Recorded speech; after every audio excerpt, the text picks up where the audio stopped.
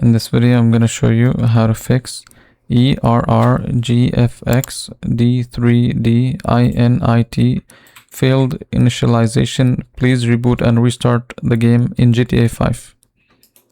Now, first thing I suggest you try is disable any third-party antivirus softwares.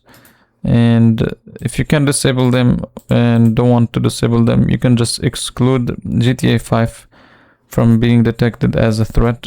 And you can also do the same thing in Windows security. Just make sure you exclude GTA 5 from being detected.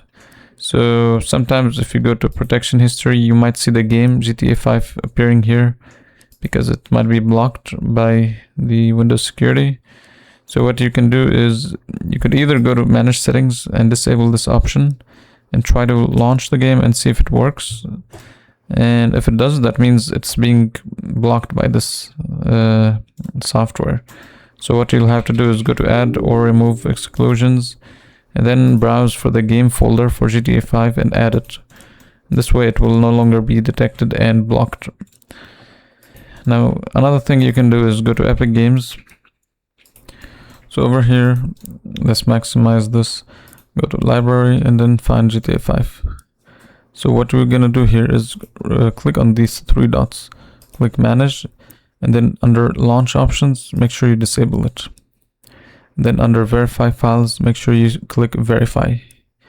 And after it's done verifying, it will take like a few minutes. Once it's done, click installation over here. Then find the game folder. So it should say GTA5.exe. Right click on it. Then go to properties, compatibility, enable these three options and then click apply and then OK.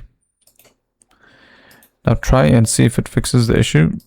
Now if it still doesn't fix the issue and you're still having issues, then what you can do is go here, go and uninstall the game completely. And after uninstalling